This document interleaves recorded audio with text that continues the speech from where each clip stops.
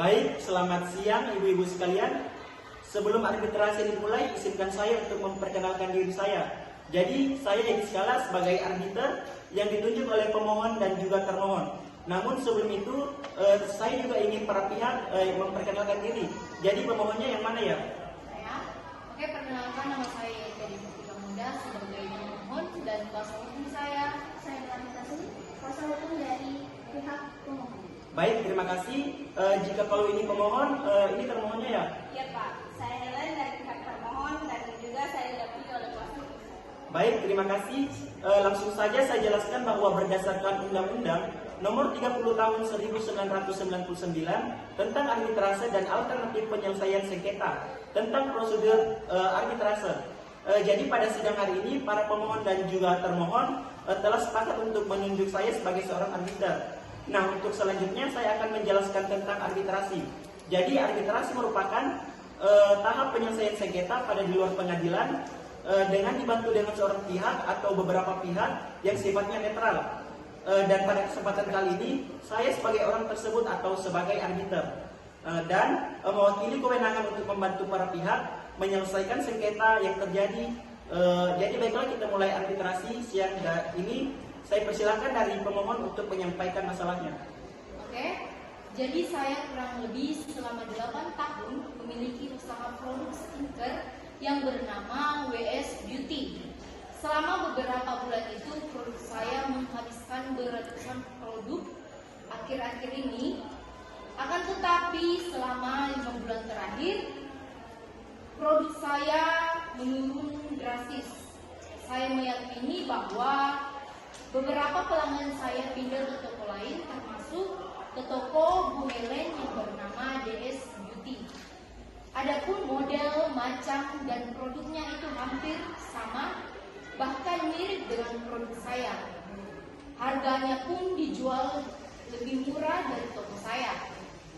Serta tempatnya juga itu sangat berdekatan dengan saya, sekitar berjarak 1 km dari toko saya. Kurang lebih seperti itu. Baik, pemohon telah memberi pernyataan. Lantas bagaimana pendapat termohon dari segmen dari pemohon tadi? Mohon maaf, tapi sebenarnya saya ini telah memiliki usaha skincare sudah 9 bulan yang lalu.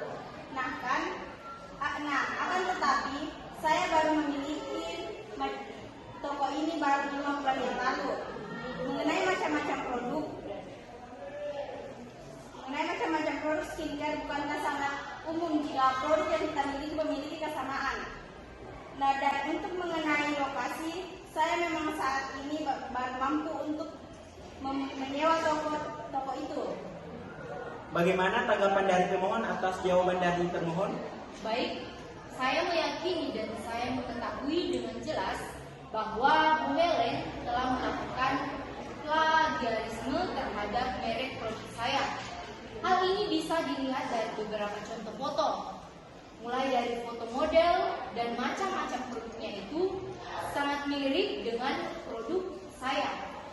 Bukankah WS Beauty dan DS Beauty itu sangat jelas terhadap persamaan dalam merek namanya?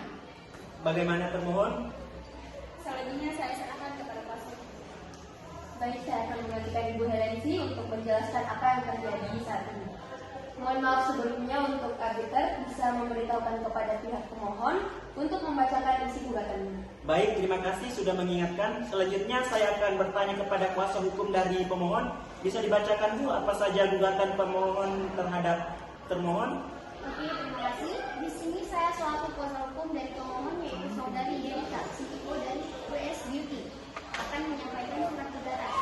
Gugatan yang pertama yaitu mengenai peletakan dari toko termohon secara itu tidak strategis karena berdampingan dengan toko klien saya. Gugatan yang kedua mengenai desain produk seperti logo dan juga merek dari produk termohon ini juga hampir sama dengan milik klien saya. Nah, sesuai dengan Undang-Undang Nomor 28 Tahun 2014 yang mengatur tentang hak cipta yang bahwasannya setiap orang itu dilarang melakukan penggunaan secara komersial, penggandaan atas potret yang dibuat guna untuk kepentingan periklanan tanpa persetujuan dari pihak yang memilikinya. Sehingga klien saya merasa bahwasannya produk dari Bu Helen meniru produk klien saya. Sekian. Baik, bagaimana tanggapan termohon? Terima kasih sebelumnya. Untuk tempat strategis, pihak termohon ini sangat kekurangan uang untuk menyewa tempat. Jadi terpilihlah tempat itu dengan harga yang sangat minim. Dan untuk macam-macam jenis produknya, bukankah itu hal yang wajar dalam jika ada kesamaan? Namanya juga persaingan dagang. Bagaimana tanggapannya pemohon? Oke, mengenai berdirinya WS Beauty dengan DS Beauty ini masih lebih dahulu WS Beauty, sehingga adanya produk DS Beauty membuat klien saya merasa dirugikan.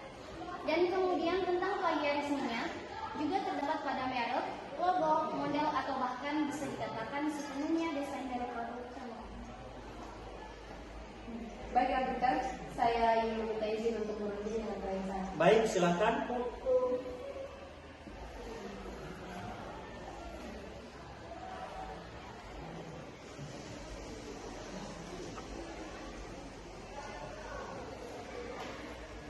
Baik, arbiter, kami sudah selesai berunding. Ya. Sebelumnya kami meminta maaf kepada pihak pemohon. Kami mengakui plagiarisme yang kami lakukan. Dikarenakan produk dari pihak pemohon banyak diminati oleh kaum milenial.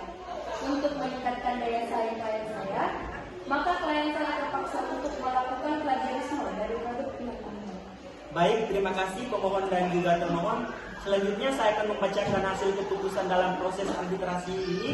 Saya selaku arbiter memutuskan bahwa termohon Ibu Helen C. terbukti mengakui memplagiarisme produk skincare dari pemohon Ibu Yerika yang mana melanggar pasal yang disebutkan oleh kuasa hukum pemohon dan juga akan diselesaikan secara kekeluargaan. Apakah bisa diterima? Ya, terima kasih. Karena diputuskan apabila kedua belah pihak ini memilih cara kekeluargaan untuk menyelesaikan persoalan ini, maka silakan ditandatangani surat perjanjian ini. Kedua belah pihak yang baik pemohon maupun termohon, silakan.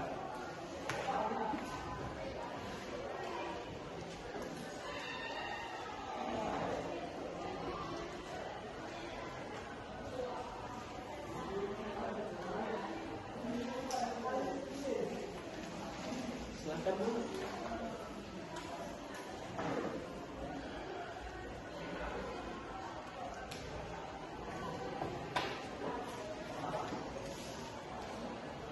Nah, baik, dengan ini saya menyatakan kasus plagiarisme skincare WS Beauty berakhir damai. Untuk selanjutnya, saya akan mendaftarkan surat ini kepada pengadilan negeri agar pengadilan memberikan perdamaian.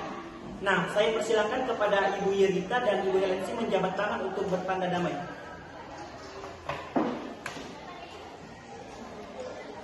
Nah, terima kasih.